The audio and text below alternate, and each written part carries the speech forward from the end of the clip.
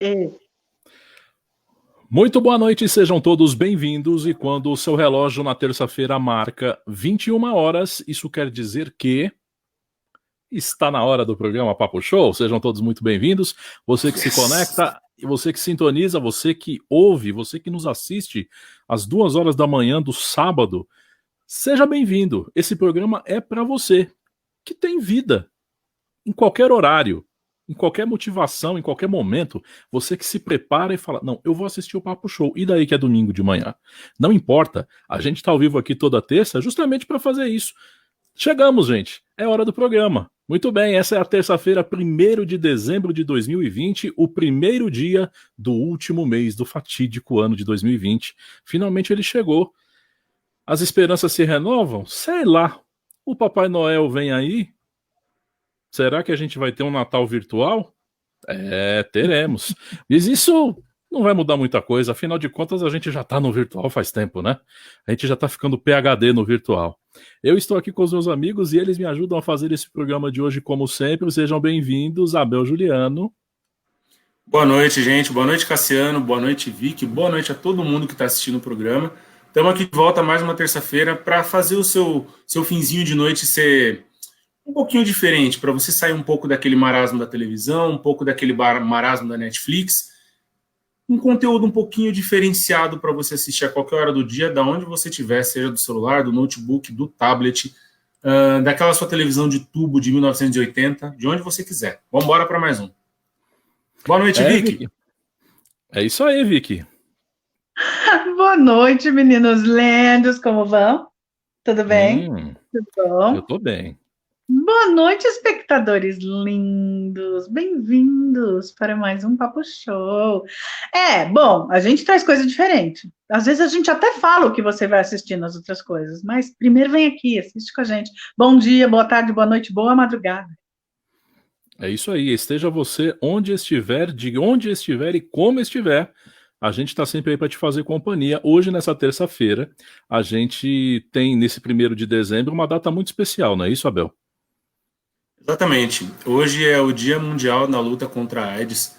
É uma data muito importante para a conscientização das pessoas, eu acho que, acima de tudo, para desmistificar um tema que há muito tempo já deixou de ser uma sentença de morte para as pessoas. Hoje em dia, uma pessoa portadora do vírus HIV, não sei nem se é o correto dizer isso, mas uma pessoa com o vírus HIV, ela tem condições de ter uma vida saudável e comum como qualquer outra pessoa, desde que siga o tratamento, desde que faça todo o processo e siga as recomendações médicas corretas.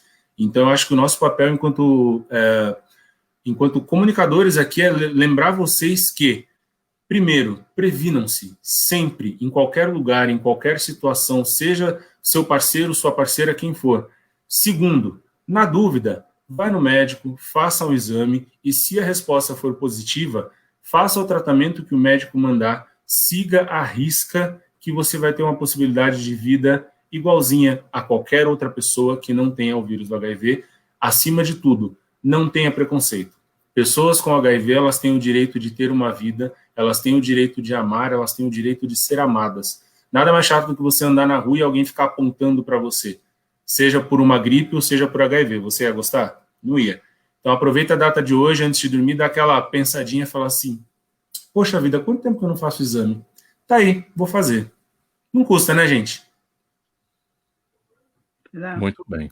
Muito bem, então, feliz dia e mês da conscientização. Exatamente. Ela ainda está aí. Eu vou fazer só um paralelinho rápido, você vê, a AIDS ainda está aí. Então, o que vai acontecer com a Covid é que daqui a um tempo a gente vai chamar de 19, mas ela vai continuar aí, e aí tem que se prevenir, vai ser um protocolo como tem sido da AIDS desde o final dos anos 70, né? Aqui a coisa pegou mesmo nos anos 80, mas desde o final dos anos 70 a coisa tem que se... Não tem como pensar, comigo não. Não, vai lá, faz o teste. Não pense isso. Usa a camisinha. Principalmente porque colocou-se a pecha de que muitas vezes somente quem tem, né, a considerada vida sexual promíscua é que está sujeito a ser contaminado com a AIDS. E a gente sabe que não é isso, existem outras questões, compartilhamento de seringa, contaminação cruzada, enfim. são outros pontos que podem ser concomitantes para que a pessoa possa se contaminar com o vírus da AIDS. Então, todo o cuidado, de forma generalizada, é importante. Tá certo? Informação sempre. Busque informação, pessoal. Boa noite, Conceição. Ó, olha, os 3. Ganhou boa noite triplo hoje a Conceição, hein? É isso aí, ninguém tá livre de nada. Tá corretíssima, Conceição. Obrigado pela conexão de sempre aí. Conceição compartilhando aquelas chamadas maravilhosas que o Abel faz, aqueles vídeos muito loucos. Conceição mandando ver aí, né? Ripando os áudios, os vídeos, fazendo uma grande folia, divulgando o programa Papo Show. Obrigado por tudo, viu, Conceição? Obrigado mesmo. Hoje é um programa também que nós temos uma temática filosófica. Por que não dizer filosófica? Eu achei filosófico. Mas antes eu vou chamar ele aqui, colocar ele na tela. Seja bem-vindo, Natanael. Obrigado. E aí, doutor? Obrigado, meu amigo. Eu acho que eu estou na vertical e o certo é eu estar na horizontal, né? Vamos lá, vamos aí. Pronto. Agora toda a minha beleza ocupou os 16:9 da tela. Como é que ficou a tela agora, Cassiano? Ela está trincada. Maravilhosa. Ai. Muito bom. Obrigado pelo convite. Boa noite para minha segunda família que está aqui presente. Olha, vi que é a Abel. Isso aí. É nóis. Oi de novo! Bem-vindo outra vez! Bem-vindo sempre. Eu estava comentando da questão do tema ser filosófico, porque foi até engraçado hoje de manhã quando a gente estava definindo isso, né? E aí eu soltei, falei, olha, eu achei legal. Vamos falar sobre o que ensina mais, a vitória ou a derrota? E aí o Natanael falou, cara, eu pensei em a gente fazer a live da derrota mesmo, mas já que você falou isso, tá mais fofo, vamos seguir com esse. O nome é mais fofo. A gente queria fazer uma coisa filosófica mesmo, né, do aprendizado, né, de como a gente aprende, como as situações interferem na nossa vida, para dar esse aprendizado, né, da questão da qualidade do aprendizado, quando a gente vivencia uma determinada situação, e essa situação que o Natanael vivenciou, que é uma experiência que não é todo mundo que quer ter, não é todo mundo que a tem, e que é extremamente disputada porque é uma coisa que não depende só dele. Frequência e abrangência, igual comprar mídia, sabe? Você tem que ter alcance e relevância. Relevância, isso aí. É isso. Então, por mais que você... Para quem não sabe, eu participei das eleições desse ano como candidato a vereador. Não fui eleito. A gente tinha conversado antes, né? E aí a gente ficou de fazer um bate-papo depois para falar justamente sobre esse assunto, como que é, né? Acompanhamos o processo e não fui eleito. E aí a gente marcou essa live justamente para poder bater um papo sobre isso. Que, obviamente, se dependesse só de quem está ali, todo mundo seria eleito, né? Então não teria nem cadeira, no caso da minha cidade, para quase 1.000 candidatos a vereador. A gente tem uns 28. Foram quase 1.000 candidatos a vereador aqui em São Bernardo. É muita gente, né? É porque a cenoura é grande e não tem filtro. Então, imagina assim, fazer o vestibular da USP de medicina, ninguém paga a taxa e nem precisa estar formado para se inscrever. Se você passar, você ganha muitos R$1.000. Todo mundo vai arriscar, né? Sim, com certeza. O pessoal acha que ser político é apenas um desafio de popularidade, né? E acredito que o processo ele deve ter mostrado que todas essas questões, essas nuances, Natanael, de engajamento, de mostrar trabalho, mostrar o serviço, de ser conhecido e depois da pessoa espalhar a mensagem, de gostar daquilo que você está propondo e levar todas essas informações, fazer com que a pessoa vá lá e digite o seu número. Olha só como é complexo isso. A gente pensa em eleição com a máquina, né? Toda aquela máquina maravilhosa do marketing trabalhando, fazendo com que tudo aconteça, mas a gente tem os operários ali que fazem a coisa na base do braço, que foi o que você fez e que você citou pra gente da outra vez. Detalhe melhor pra gente esse fluxo braçal que é uma campanha, por favor. A campanha ela pode começar em vários momentos, né? Aí vai depender do quanto de recurso você tem, de quanto tempo você tem disponível para alcançar aquele objetivo. A gente tem quase que 3 pilares aí. Um é o pilar de você se tornar conhecido, ou ser conhecido, né? Ou, enfim, divulgar o seu nome. O outro pilar inevitavelmente, é uma questão financeira, porque ela vai fazer até com que você se desloque mais ou menos para conhecer cada vez mais pessoas. E aí o terceiro pilar são, de fato, as propostas. O que você pode fazer para aquela pessoa que tá te ouvindo. Então, quando a gente fala do processo braçal desse assunto, é muito interessante, porque você tem quem pague alguém para fazer algo, não importa o que é, balançar uma bandeira, falar por você, ou jogar o folheto na rua. Porque quem joga o folheto na rua não é o vereador, é alguém que está jogando para ele. Não é ele. Por que não é ele? Porque se pegarem ele vai preso e impugnado. E ele não consegue jogar em tantas escolas numa única noite, no intervalo tão curto de tempo. Ou seja, o que eu percebi estando do lado de lá, se a sociedade ela tivesse uma outra mentalidade, talvez a gente não teria o papel no chão. Por que eu digo isso? Todo mundo que a gente conhece na nossa bolha repugna isso.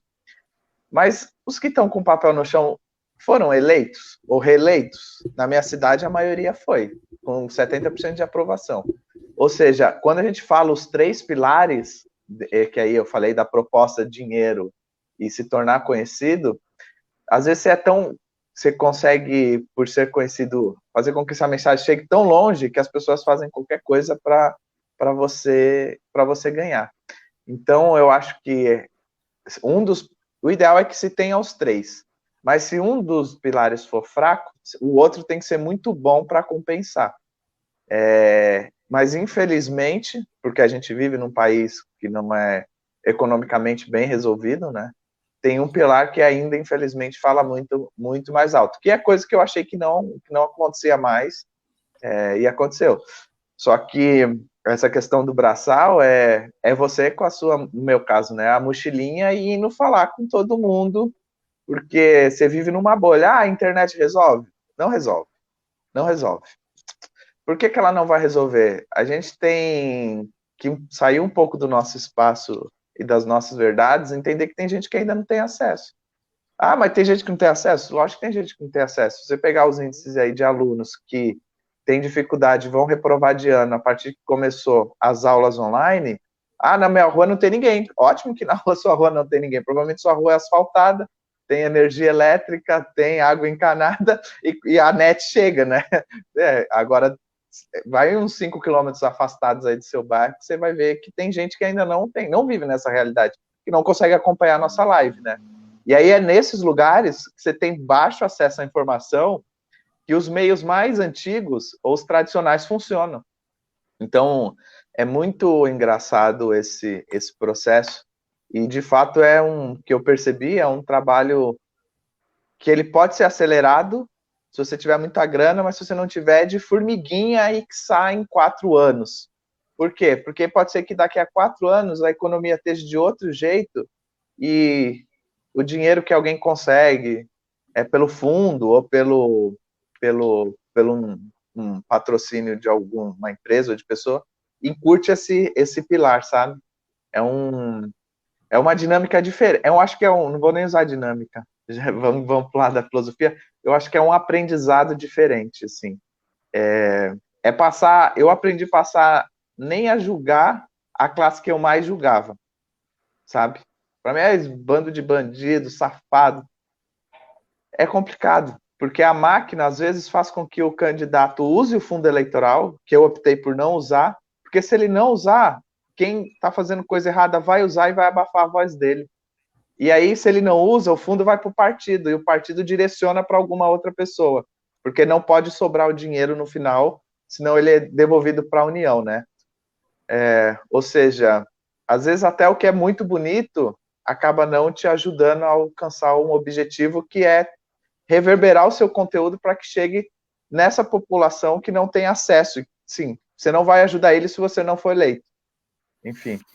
Você acha então que a história de não usar o fundo eleitoral acaba sendo uma demagogia política? Eu descobri que sim. Por quê? Vou usar o exemplo aqui. A gente decidiu não usar. Aí, a candidata a prefeito de São Paulo, que é outra cidade, né? Mas é do mesmo partido, recebeu a parte do fundo que a gente não usou para a candidatura dela. Entendeu? Como que é essa administração do recurso? Que aí eu também percebi que é a mesma coisa da verba do gabinete. Então, depois de eleito, vamos reduzir a verba em X% no gabinete? Vamos, só que ela vai sobrar dentro das contas da prefeitura para ser usada em outro lugar. Então, se quem administra, se a gente não mudar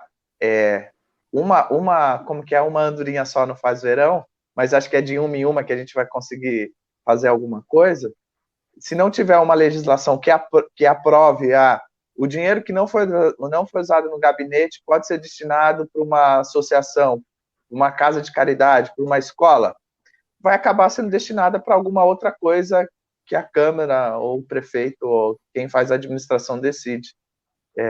Eu acho que antes da gente, às vezes, pensar em proposta para o futuro, a gente precisa colocar o trem num trilho que pelo menos esteja construído, sabe? Vamos pôr um trem-bala aqui em São Bernardo para... Cadê o trem, o metrô, que nunca veio para São Bernardo? Não, vamos pôr o aerotrem do Levi Fidelix.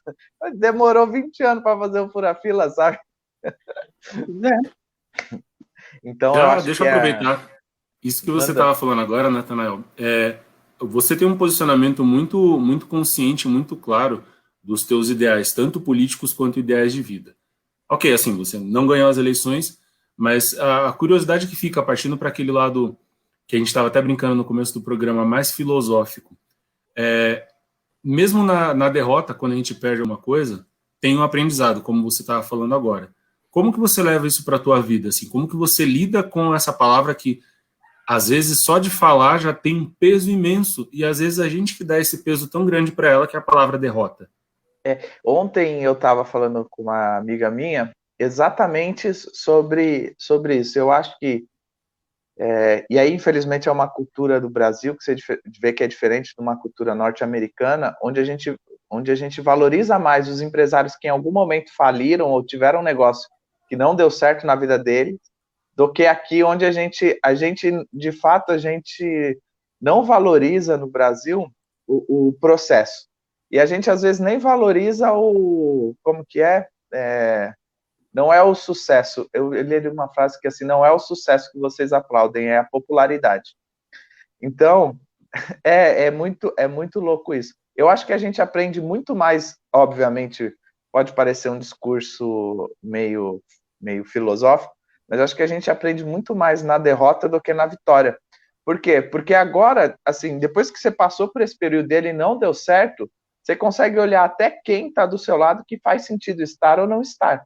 Porque se você tivesse ganho, ia mudar muita coisa. Ou seja, as peneiras elas vão passando para a gente entender o que faz sentido ficar ou não ficar. É uma construção. E aí é onde vale investir dinheiro, onde não vale, onde você percebe que assim, não adianta ir naquele lugar, porque ali vão pagar X reais pelo voto, e você pode gastar o seu tempo que for, que no final não vai estar desenvolvida, não vai ter maturidade suficiente daquela região para que aquilo evolua. Por exemplo, eu fui ser fiscal de umas escolas para ver o que estava acontecendo. Chegou em lugar que tinha gente fazendo boca de urna. Falei, não pode. Continuou fazendo. Eu falei, tô chamando a polícia. Polícia chegou? Polícia não chegou. Ou seja, só que assim, é sair da academia e, pelo que eu entendi, com o Natanael, é como o povo que deixa recolhendo o saldo do PIS e não vai retirar. É isso. Como você estava lendo a pergunta que fizeram ali. Como você ir para uma região ou falar com alguém que não adianta, que não vai mudar. Então você tem que se blindar e talvez usar uma outra estratégia. Ou seja, tudo bem, já aceitei que para mudar isso não posso atuar dessa forma, tenho que às vezes atuar de uma outra forma e se blindar em uma outra região. Vou atuar só pela internet? Então a minha linguagem tem que ser de uma forma que converse só com quem está usando a internet.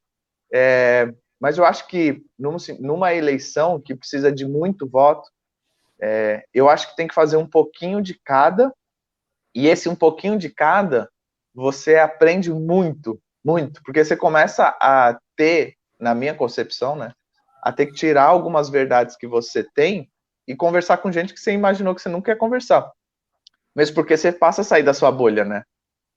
Sabe? Não é só o seu ciclo de amigos. Eu imaginei que fosse uma coisa assim, eu sempre pensei, a minha família até fala, jura? Eu falo mais para frente, imagina, daqui a uns 20 anos, quem sabe, acho que um pouco menos, eu penso em entrar para política, né? Sim, penso, Aí, Sério? eu Prepara para a pedrada. Sem dúvida, sem dúvida. Bom, mas sei lá, pedrada a gente já toma todo dia, acho que vai ser só um pouco mais. Eu sempre pensei que, assim, é como eu falei nessas eleições. Cara, eu falando para a minha bolha, né? Amigo branco de classe média, o teu tá garantido. Seja quem for eleito, o seu tá garantido. Dá para você pensar naquele que não tá garantido? Quem é a outra pessoa que não tem? Então, vota nesse, porque, né, quem sabe você ajuda um pouco mais de gente. Aí fico pensando, será que eu gostaria de conversar com quem tem internet? Será que não é exatamente quem não tem, é quem está mais precisando que alguém olhe por elas, porque não está olhando? Mas aí é o que você falou, né? Eu precisaria ir lá e... Precisa quebrar o padrão, sabe? O que é o padrão? Qual que é o perfil de quem administrou tudo dos últimos tempos? Então não é esse perfil durante 16 anos. Cara, choveu hoje em São Paulo. O que aconteceu? Alagou! Pois é. Há quanto Mas tá tempo? tudo bem, né? Não, eu vou fazer. Eu tenho que assim, isso é importante. No discurso E parece que Amigo Covas, no discurso de vitória você falou, agora eu vou mostrar o que eu vi. Você já está na prefeitura faz tempo. Você vai mostrar agora que foi o teu nome? Pronto, falei. Sabe? Agora a gente vai mostrar que veio. Você já estava lá, amigão. E não vai mudar nada. Porque você ficar no medo, né? Por medo de mudar, vamos ficar na mesma. Pronto, já declarei que eu votei, né? Pelo amor de Deus.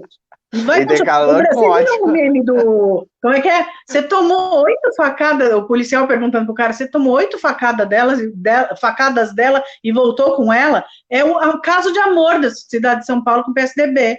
Toma 8 facadas e volta. Valeu! Ô, Rita! É aquela música, né? Volta que eu perdoo a facada. Tem uma pessoa aí que tá acompanhando nossa audiência, aproveitar e dar o nosso boa noite. A gente deu boa noite para Conceição, para o Marcel também, que é doido nessa música da tal da Rita, viu? Boa noite, negocinho que depois vou querer que cante. Depois vou querer que você cante. Não, e aí, a Conceição tá falando, amadureceu para as próximas, né? Cheio de experiência aí. Nossa, aprendi, assim, absurdamente. Assim, eu acho que a gente sempre vai aprender. Tem até um meme rolando na internet, né? Preferia ter continuado burro do que ter aprendido. Mas é assim, quando você não quebra a cara, acho que eu não quebrei. Foi a minha primeira candidatura. Lancei ela 45 dias antes das eleições, ou seja, foi um tempo muito curto. Num dos maiores e mais... com partido de personalidade forte que não é a minha cara. E fiquei em 11º no partido com 40 e poucos candidatos que estão nessa trilha gastando horrores há muitos anos. Eu gastei menos que 2 salários mínimos. Não fui eleito? Não, mas eu acho que eu fiz...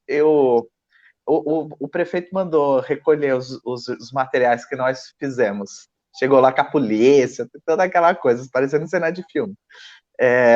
Porque alguém do partido tirou foto e mandou para ele que a gente estava fazendo, para ele ou para alguém, enfim. Ou seja, você percebe que às vezes eu li uma outra frase que não acerta. Né? É uma frase que eu até salvei em algum lugar aqui, ó, que ela falava assim, ó.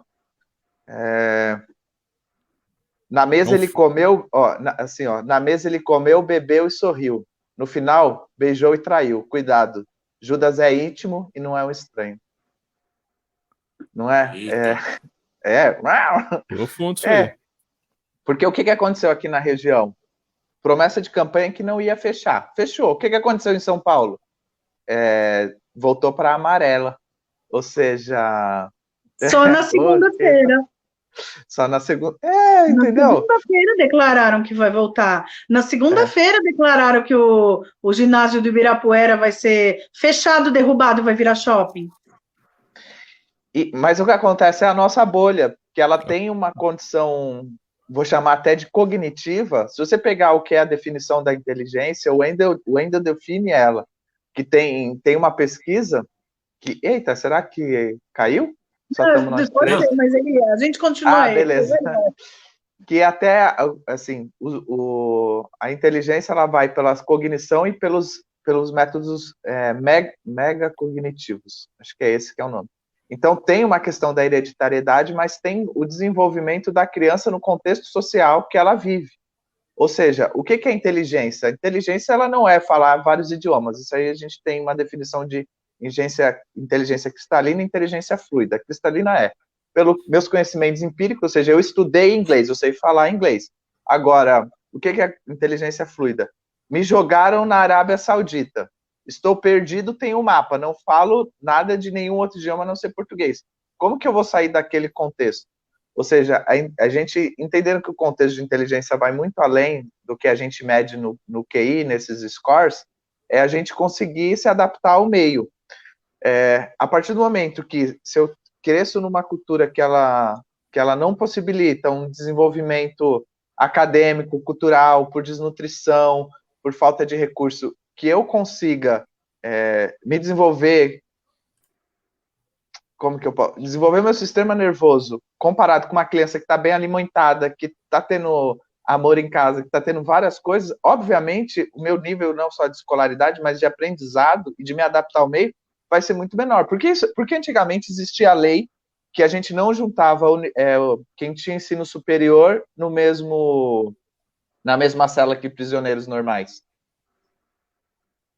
Porque o que acontece? Essas pessoas, elas seriam os líderes e usariam, teoricamente, o que elas tinham aprendido para não movimentar, para criar um grupo dentro da massa, né? Antigamente era essa a ideologia. Então, vai fazer faculdade, ficar preso, vai ficar numa cela especial.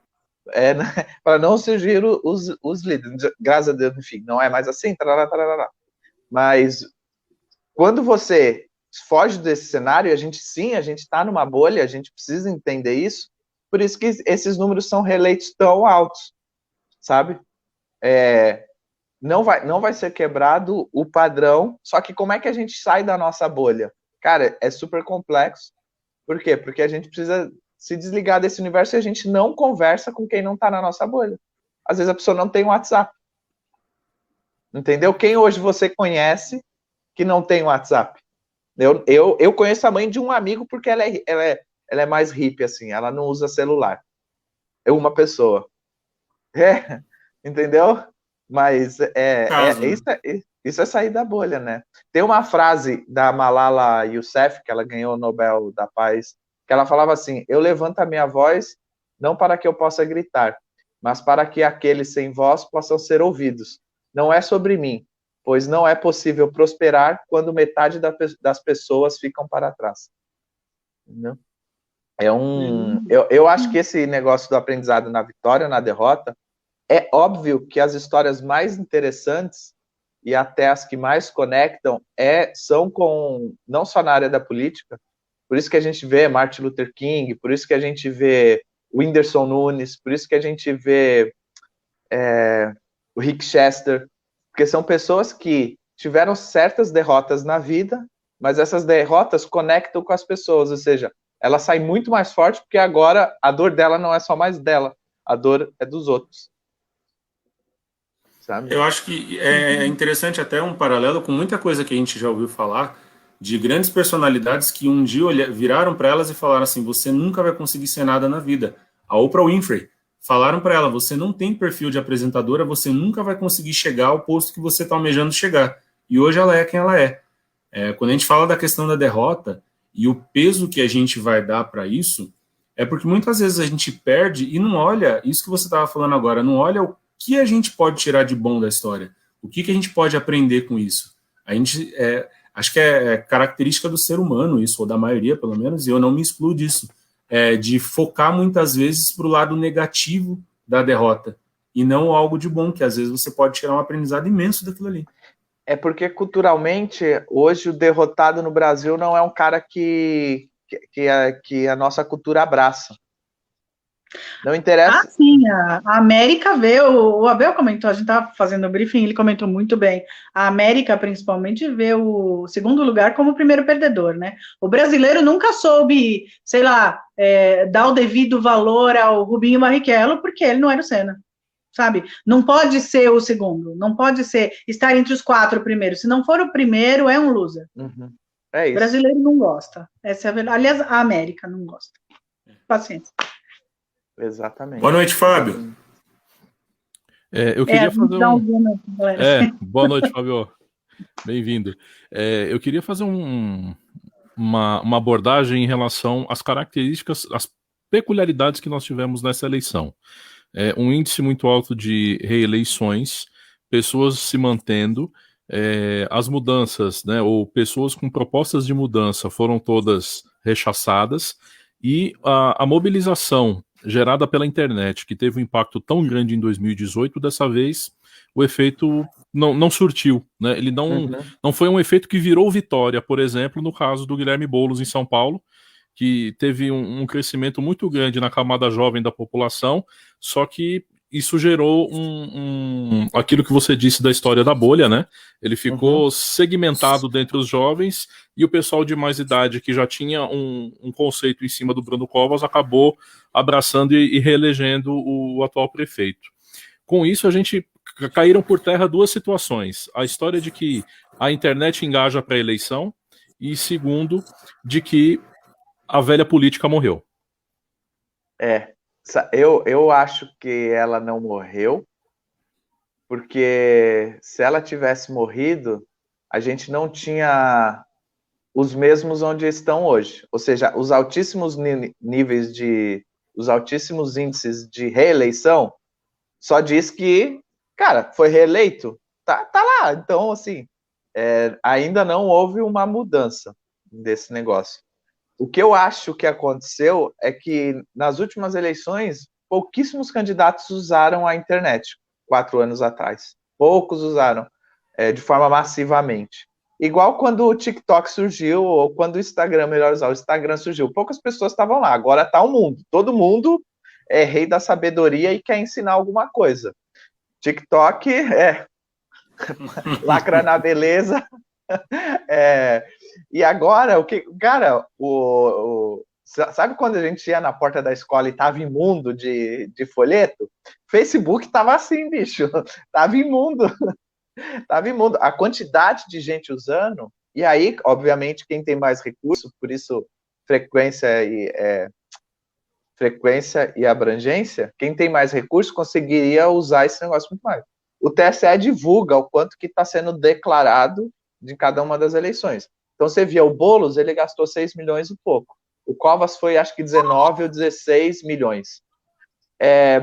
Por mais que você tenha uma voz ativa, às vezes uma voz eu tenho abrangência, eu não tenho frequência, porque eu não consigo repetir a mensagem ao ponto de que aquela pessoa entenda de forma mais lúcida do que quando um líder, seja ele em que instância está, diga para essa pessoa, vote nisso, sabe? Que esteja disposto a ouvir o outro lado, né? Então, por exemplo, eu tô pensando em estados, né? Estados que aí tiveram cidades que a concorrência foi entre DEM e PDT, sabe? MDB e PP. Então, eu, sinceramente, considero, se fosse o Boulos, estaria dando pulo. Não, tô falando do caso específico de um partido que era desse tamanho até anteontem, continua sendo desse tamanho, e eu considero que a margem de diferença foi mínima, perto do que podia ter sido, né? 1 milhão de votos, né? Muito pequena. Oi? Sim. Deu 1 milhão de votos a diferença. Exatamente. Então, não acho. Em São Paulo é pouco. Muitíssimo, bem pouco. Então, eu diria que tem que pensar assim, tem uma galera querendo sair do mesmo, mas ainda tem uma galera bem doida por ficar no mesmo, na mesma... E tem uma galera que já está tão decepcionada com esse assunto que a gente terceirizou. A gente chamou a faxineira e falou, limpa a casa. Saímos e voltamos, durante várias décadas, eu acho. E um dia a gente descobriu que o tapete estava sujo embaixo dele, com todo o lixo de vários anos. Só que é tanto lixo que a gente fala, deixa isso para lá. E aí se você pegar a quantidade de gente que não foi votar, é porque não acredita mais na limpeza. Só que aí, entendeu? Vai ficar sempre a mesma passividade, sabe?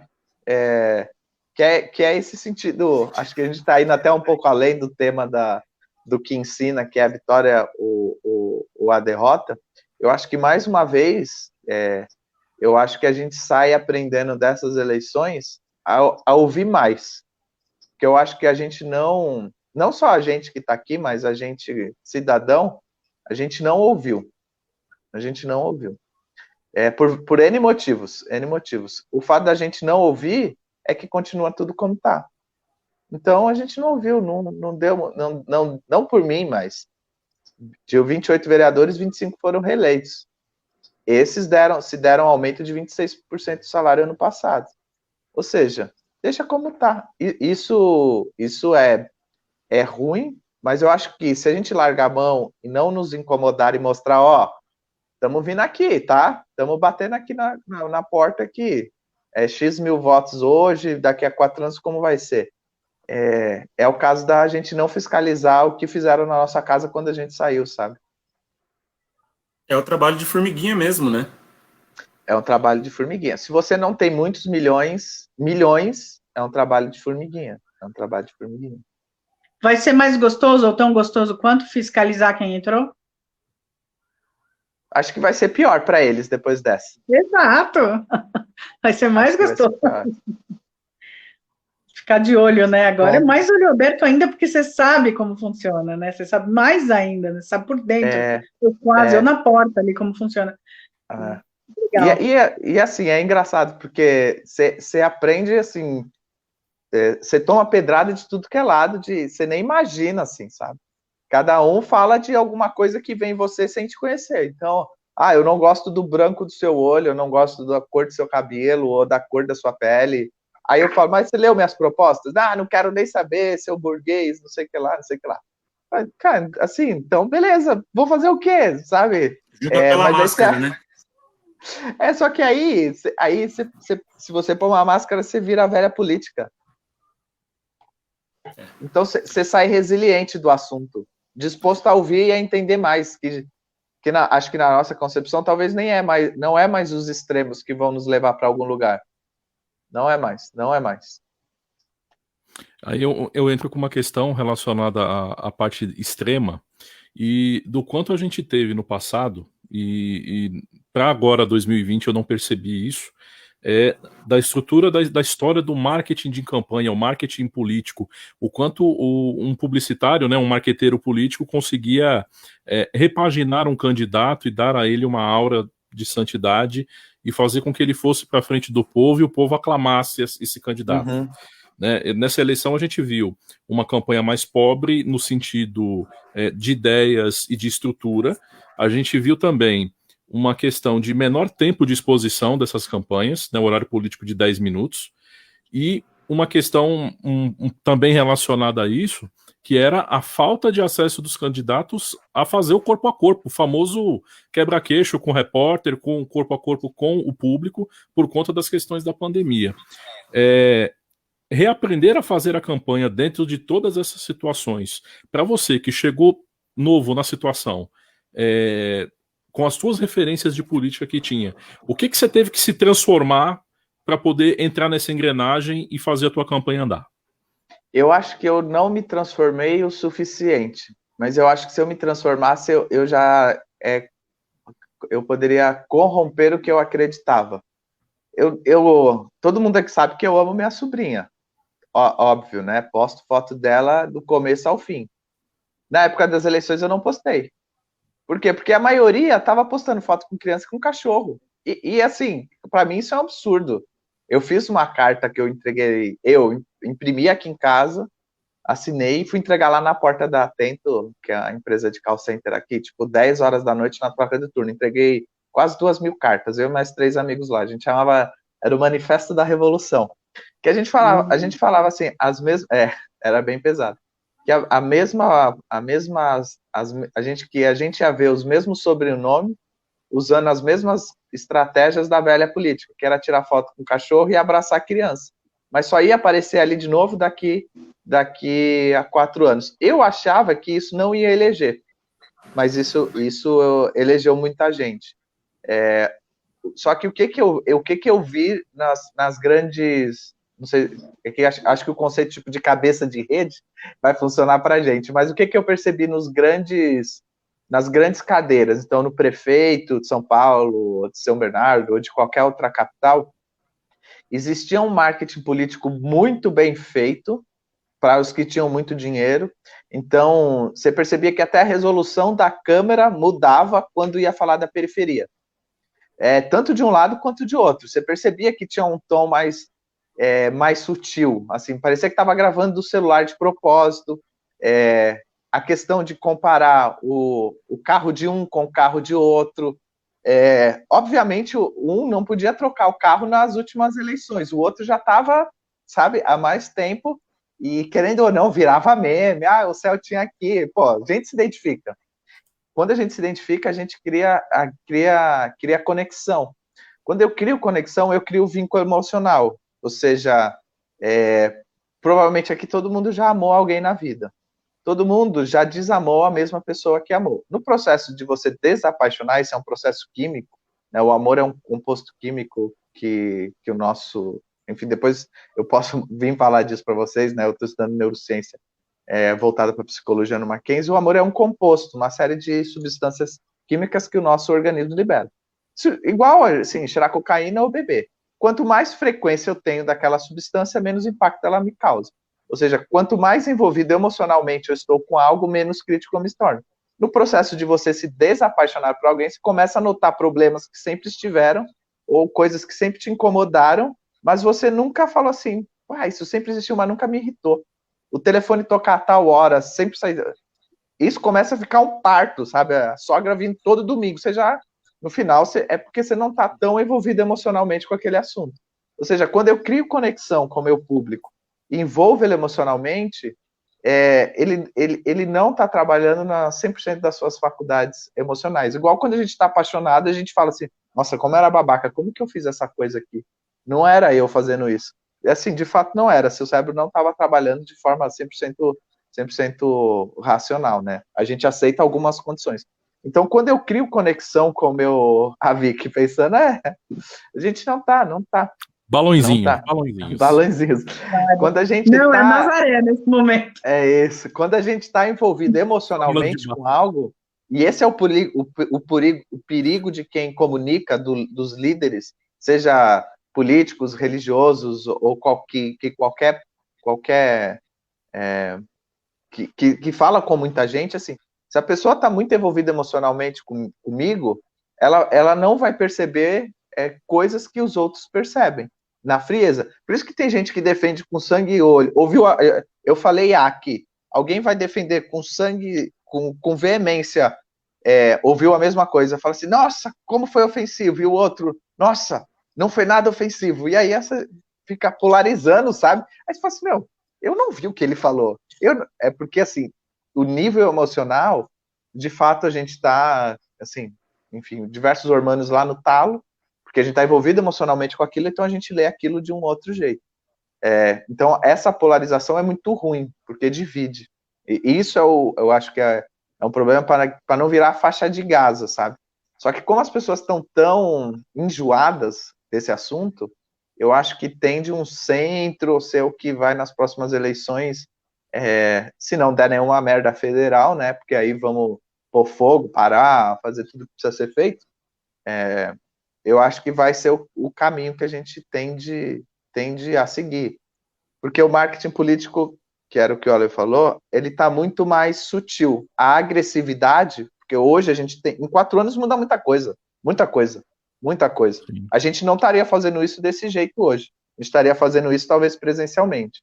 Então, só essa dinâmica da gente ter que ter acesso a outras informações. Daqui a 4 anos vai ser outra coisa, ninguém vai saber qual vai ser a conjuntura política para saber. O PSL, partido de extrema direita, né, que sei lá se é de extrema ou ainda não é, estava apoiando o Bruno Covas. Bruno Covas e o Dória é o mesmo. O Dória é inimigo do presidente, que era do PSL. Ou seja, a gente tem que começar a se questionar se de fato não são só personagens levando uma bandeira para conectar comigo, sabe? Eu sou a favor, depois dessas eleições, de um modelo que não tem no Brasil, mas que é a candidatura independente. Não, coligação é super complicado, assim. Se já é difícil aqui, somos em 4.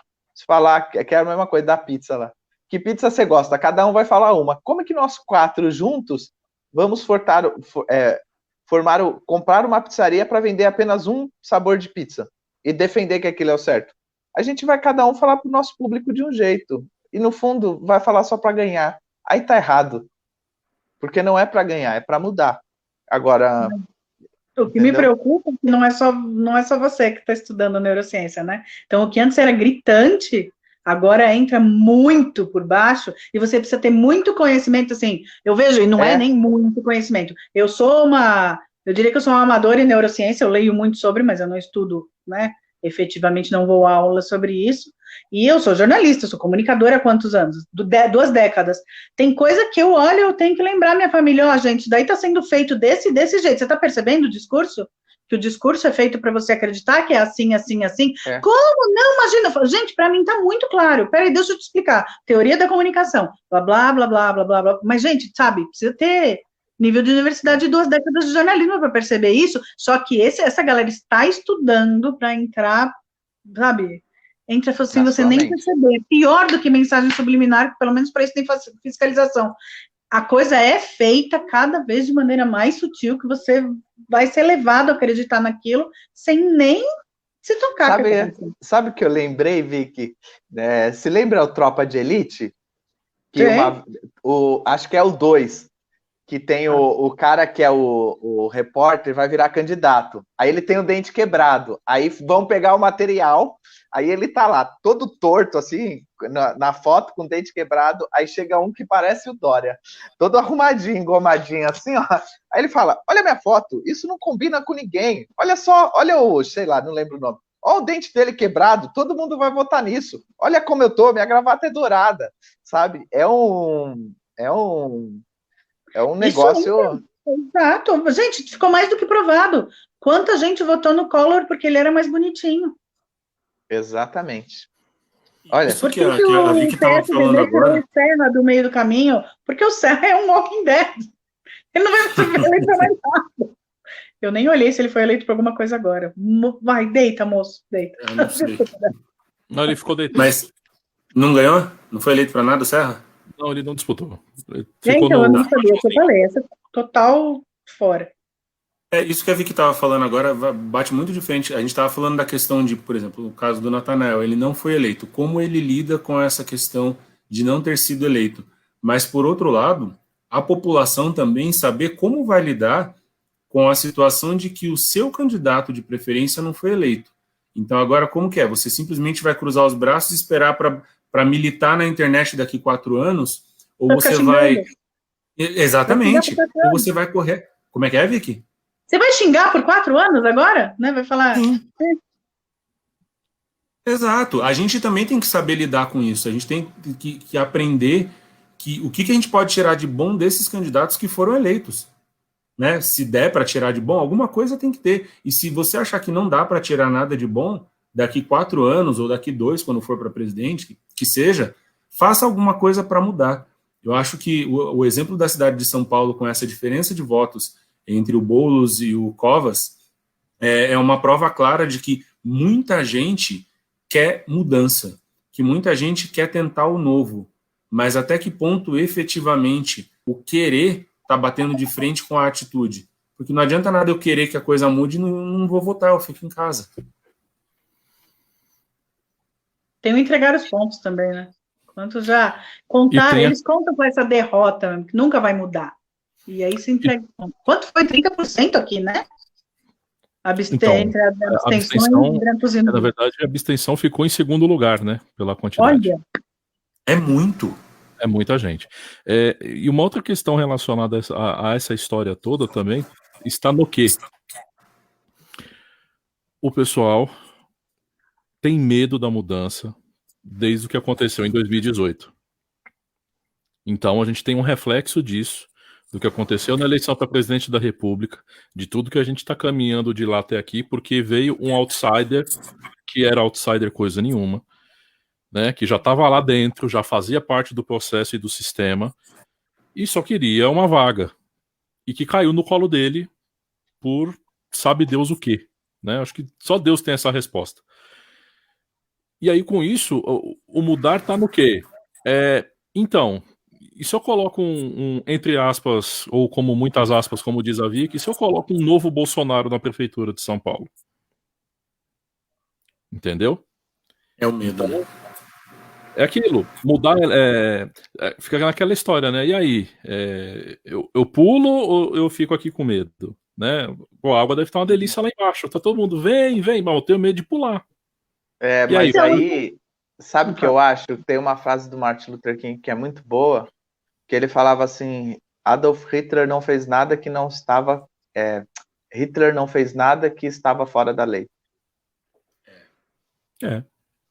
Não, e ele, eu achei que você falar outra coisa, eu não sabia que, sei lá, Martin Luther King, eu não sabia que tinha falado isso, mas uma coisa que todo mundo comenta, ele não fez nada que ele não disse que ia fazer.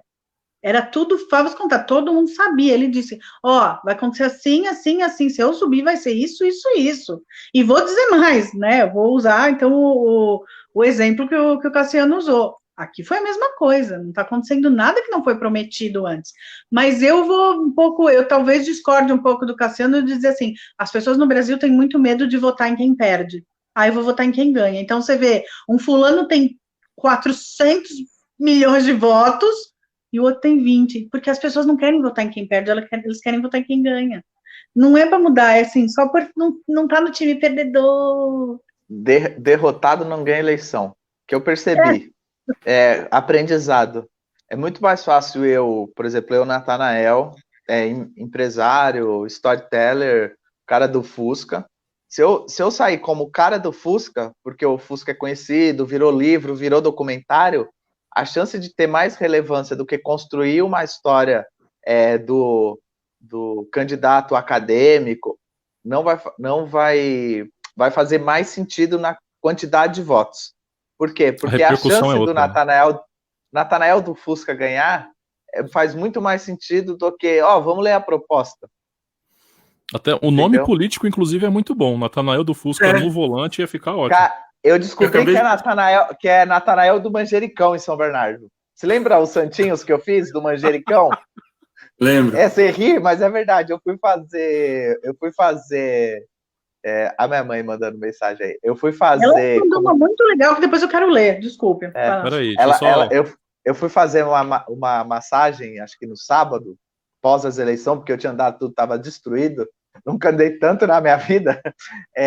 E aí eu cheguei no lugar, ela falou: ele que é o menino do Manjericão. O menino, 34 anos. Ele que é o menino do Manjericão. Aí eu cheguei na maca tinha um monte de manjericão. Entendeu? Natanael do Manjericão. Pegou, né? Traz a pizza de mussarela que ela vira marguerita. É isso, sai mais barato. Vou usar isso na campanha. Eu transformo sua pizza de mussarela em marguerita e não custa nada para você. É isso aí. Em até 3 dias. Né? Então é sua mãe? Doraci Sena Silva é minha mãe. Bom, Sena Silva eu imaginei, mas né, vamos perguntar. Olá, dona Doraci, tudo bem? Ela disse, somos culpados pela corrupção. 40% dos brasileiros votou em alguém que tinha problema com a justiça de alguma forma. Responde o processo. Pois é! Agora põe outro que eu quero ler outra junto. Por favor, Cassiano. Ganhar a eleição sem dinheiro e sem a máquina é muito difícil, o sistema é cruel. Olha, é verdade, pareceu o Mano Brown falando, né, mano? Eu vou até tirar uma foto disso aqui, ó. O sistema é cruel, mano. Não, verdade, e assim, dá para abrir esse sistema é cruel para o tema que a gente está falando da coisa do aprender com a derrota, não sei o quê. O sistema é cruel para tudo, não é só para política, não seria diferente na política, né? Sei lá, ó, você vê, eu acredito que toda semana a gente está aqui mostrando uma coisa super relevante. A galera tá lá vendo novela, entendeu? A galera tá lá. Abrangência e frequência. Então, se eles assistirem depois, a gente até perdoa. É difícil você levar. Você precisa fazer com que sua voz chegue onde seus braços não alcancem. Ó, poético. Fazer com que sua voz chegue onde seus braços não alcancem. Pensamento do dia. Ó, você viu? E isso não. E isso é difícil, porque você precisa mobilizar pessoas. Só que às vezes essas pessoas que precisam ser mobilizadas estão ganhando alguma coisa para trabalhar, porque elas precisam trabalhar. Então, e quem está pagando é o outro, sabe?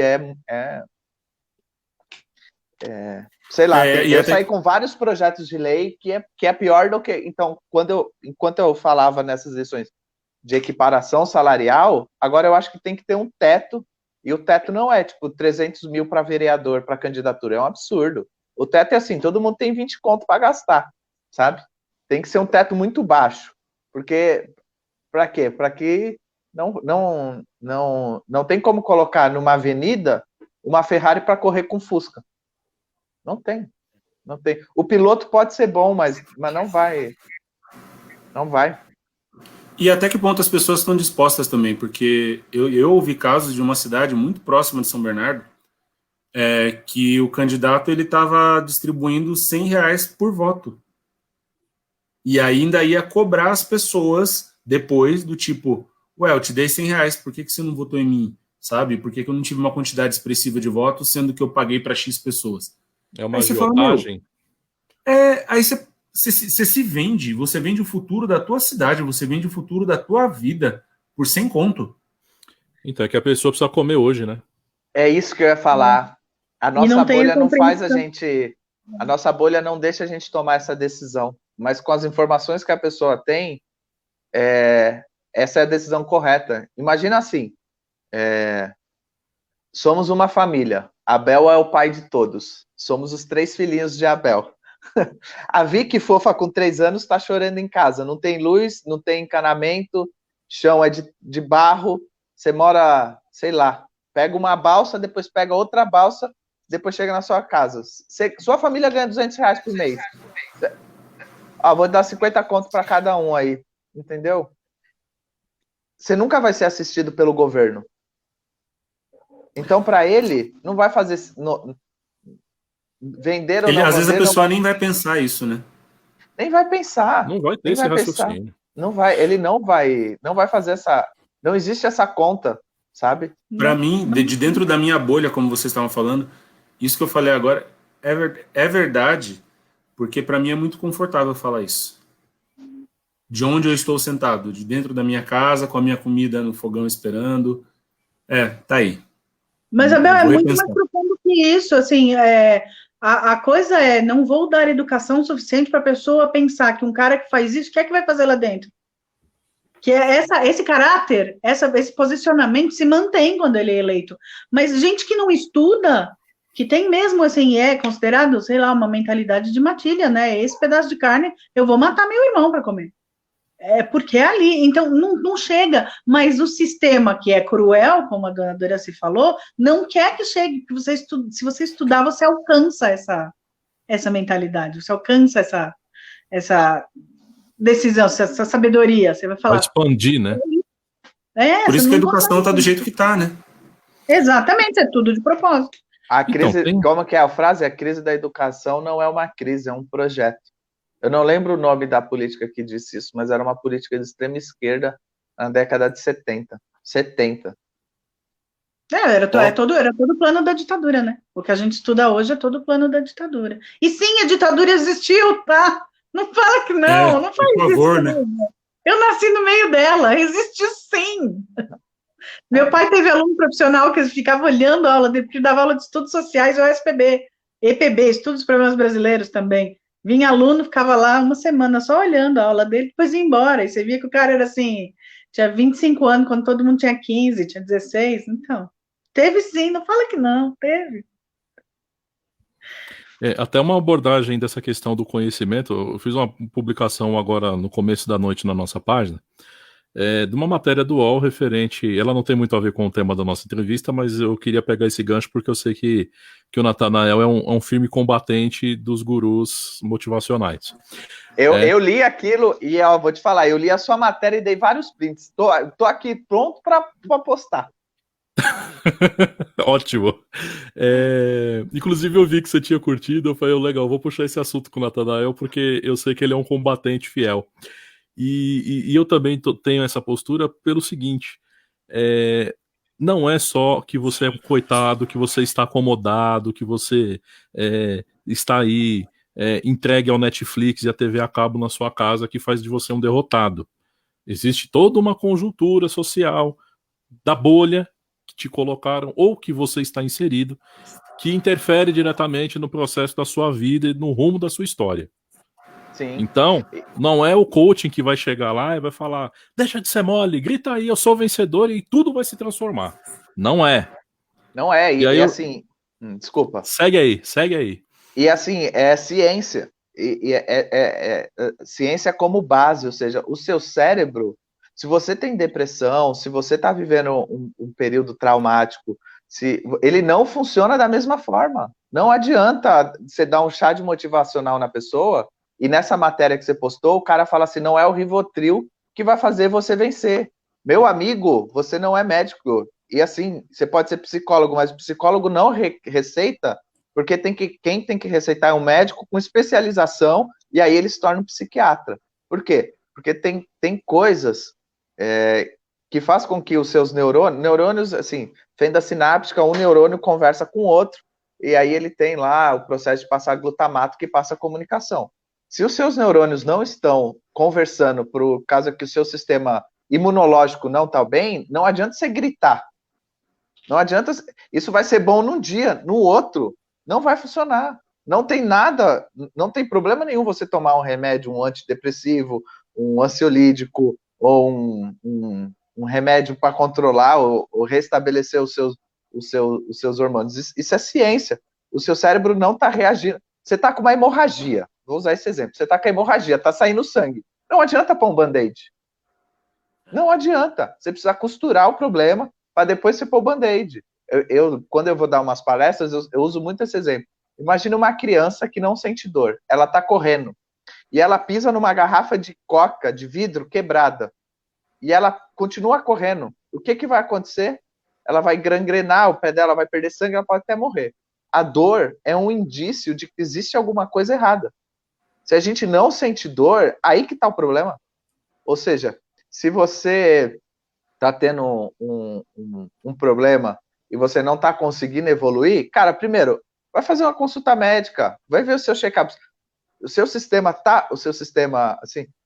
imunológico, os seus hormônios, o fluxo de oxigênio no seu sangue tá ok. Você o seu sistema está pronto para você viver a vida que você tem que viver e não uma vida, talvez, com ausência de, sei lá, de ferro, que vai fazer você ficar menos anêmico.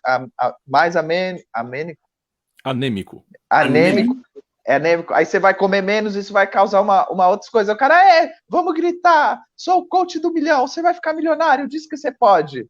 Cara, aí o que aconteceu? Todo mundo acha que pode, daqui a 2 semanas, a gente vai ter Por que os índices de depressão aumentam?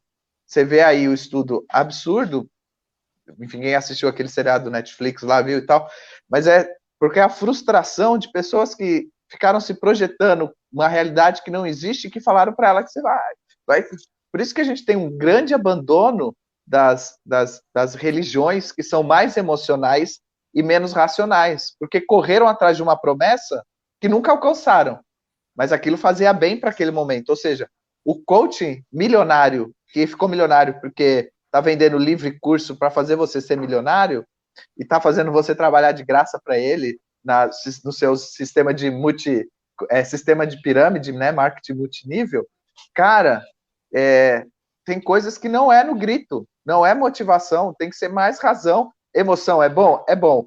Mas é a mesma coisa que você casar com uma pessoa que chega bêbada toda sexta e toda sábado ele, Uhul, nunca mais vou beber, te prometo. Aí o cara tá viciado, porra. Tem que tratar aquilo. Não adianta você falar, dar um chá de motivação em quem tem um distúrbio químico, sabe? Precisa resolver isso. Enfim, eu fico puto com esses caras. Porque para mim eles são. Tem um amigo meu que usa uma expressão forte, são sugadores de alma. Eles pegam a fragilidade. Pega a fragilidade de alguém, em cima da fragilidade, dá um remédio que é assim, faça o que eu tô te falando, compre o meu curso. Gera uma dependência emocional. Dependência emocional. A pessoa entra numa sacanagem. E a pessoa entra numa catarse assim, que assim, só vive para aquela pessoa, para ouvir aquela pessoa. E com as redes sociais isso foi se multiplicando num ponto que o que acontece? Tem gente que a pessoa entra online para fazer a live, a pessoa entra em desespero. Tipo, se o celular tiver sem bateria, a pessoa ela quase que tem um surto psicótico, porque ela vai perder a live do guru. É isso. Elas viram muito, exatamente. E o que acontece é que, assim, elas estão criando uma nova doença, que é como é que é? Um cara fez um tweet sobre isso, que super viralizou, eu sei que eu postei também. Eles falam pra gente que você pode viver fitness, exercitar todo dia, trabalhar 8 horas por dia, dormir super bem, não sei o quê, e a gente comeu esse reggae e fica aqui se sentindo o cara que não serve pra nada. É exatamente isso, porque parece que, assim, o que acontece... Eu já fiz um desses... Acorda aí, vamos lá, não sei o quê. Dali 5 dias me deu vontade de ligar para todo mundo. E aí, a sua vida já se resolveu ou você está se sentindo tão mal quanto eu, que ainda não rolou? Continua não tendo rolado 1 ano depois. Aí você fala, sou eu que estou fazendo alguma coisa errada, porque o cara me deu toda a receita do bolo e o bolo não cresceu, né? Só que, gente, é como você falou, sugadores de almas, porque essas pessoas sabem que daqui a pouco não vai acontecer nada, e eu vou precisar fazer o outro curso que já custa mais R$2.000, e eu vou precisar fazer o outro que depois custa mais R$5.000, e vou ter que fazer o outro que custa R$15.000, porque você passa um fim de semana em Atibaia. E aí você forma grupos para ensinar essas pessoas. É o que eu falei do amor. Quanto mais emocionalmente eu estou envolvido com algo, menos crítico eu me torno. Mas vocês não acham que isso aí já acaba sendo meio que jogar a responsabilidade que eu deveria ter na mão de um terceiro, que está prometendo milhões de coisas que vão mudar a minha vida, sendo que quem tem que fazer aquilo sou eu. Não é o cara que está falando, grita que você é bom. Não vai. Depende, Abel, sabe por quê? A dor não é nossa.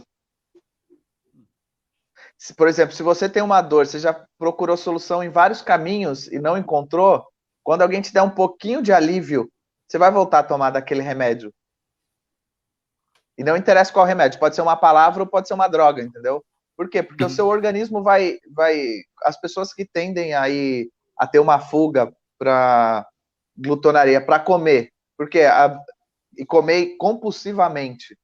Quando você está comendo aquele hambúrguer ou aquela fritura ou qualquer coisa, até a academia em excesso, aquela fuga, é porque o seu organismo encontrou nela um prazer. Por que as pessoas começam bebe para comemorar? Puta, não deu alguma coisa errada. Vou beber porque eu tô triste. Então, o que seu cérebro começa a associar? Como é que ele funciona? Tem alguma coisa acontecendo ruim? Eu vou tomar aquilo porque aquilo me dá um prazer. Então, vai sempre voltando. Você condiciona. Então, o racional é o que você falou. Mas, para quem está sofrendo, não é. Porque a dor, ele não tá nas faculdades normais dele para decidir. Alguém de fora vai dizer, cara, não é assim. Mas quando saímos os 4, acabou a live, você vai pôr a sua cabeça no travesseiro, você vai pensar nas contas que você tem que pagar, nos problemas que você tem que resolver. Ou seja, quando você estiver sozinho, você vai encontrar soluções para você, porque isso daqui acabou. Por isso que você vê os grupos de quem tem um consumo exagerado de drogas, até o nicho deles muda. O ciclo social é outro. Por quê? Porque ali é sempre a fuga daqueles que não têm problema com aquilo. Só que sem perceber, você está só juntando um monte de doente.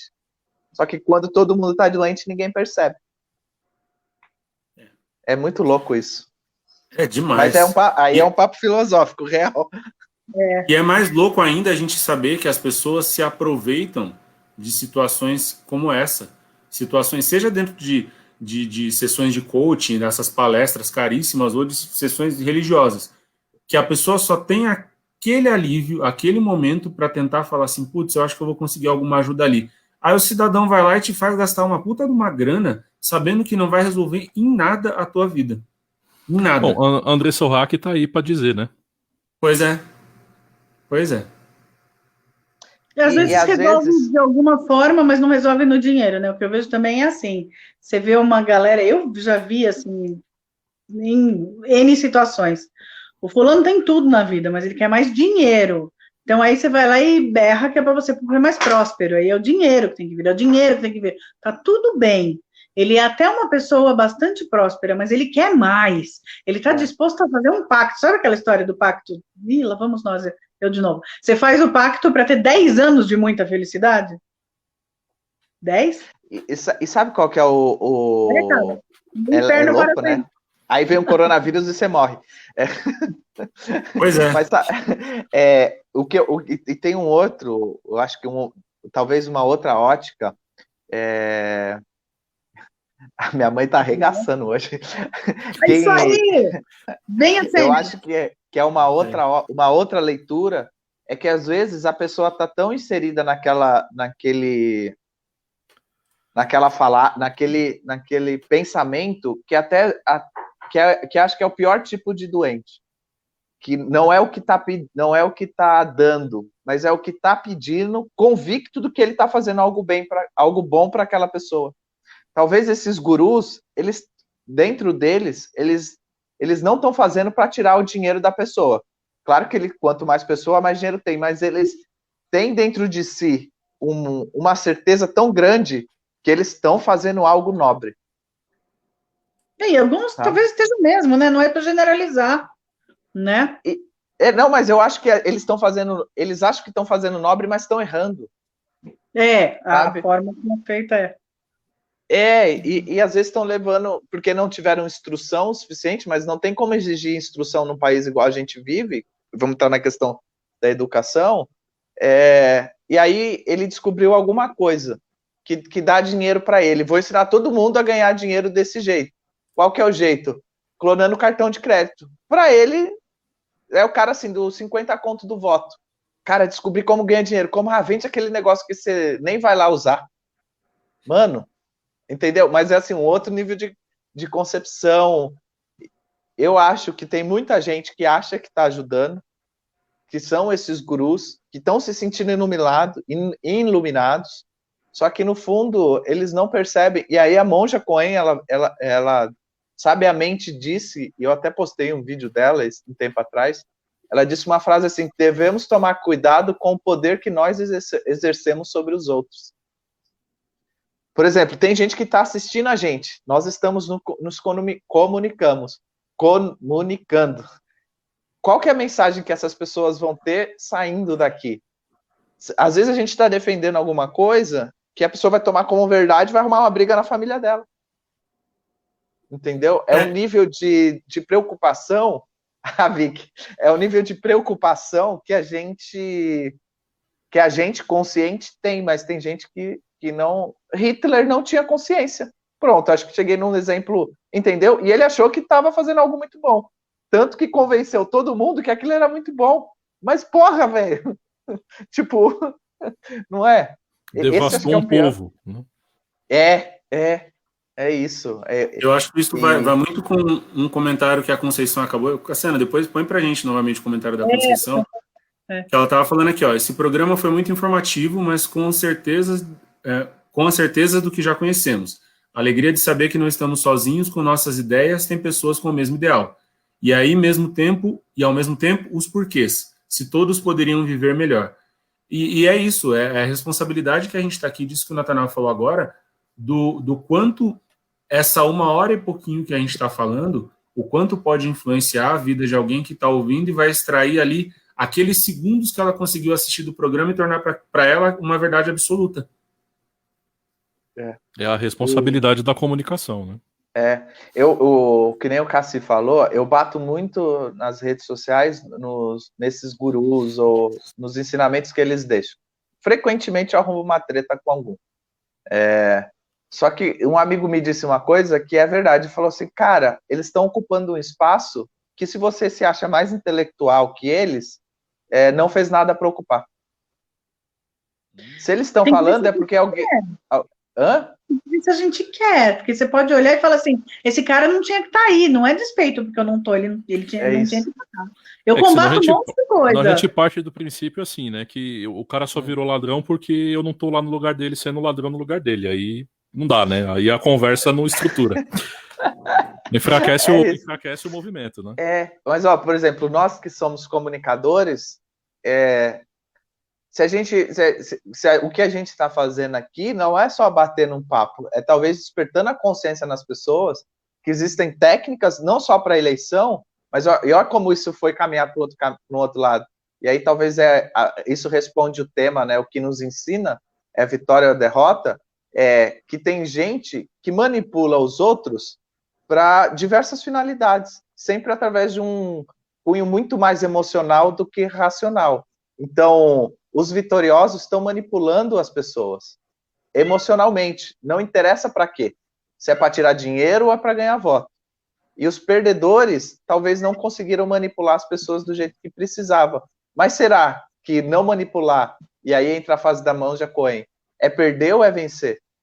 Da minha concepção é vencer. Porque não é isso que faz sentido para mim, sabe? Aí é o despertar de uma consciência mais humana, né? Enfim, exatamente. Vai virar Karnal Pondé, vamos ver, o Cassiano é o Cortella. Veja bem, obviamente, o meu sotaque é do Paraná. Frase filosófica do dia, né? Pensamento do dia. Eu forço for likes, como dizem por aí, que a gente não sai do tema, porque é isso. Existe um sistema que quer que você seja derrotado. Como diria Renato Russo, o sistema é mau, mas minha turma é legal, né? É isso. Pois tem um jeito de ver a coisa. Profunda, é melhor a gente parar por aqui. Não, alguém tem perguntas? Na verdade, a Conceição comentou um negócio bem legal, que ele coloca oi, Sandro! Põe o comentário anterior, olha lá. Natanael Sena, seu nome e suas ideias não pararão no tempo. Parabéns.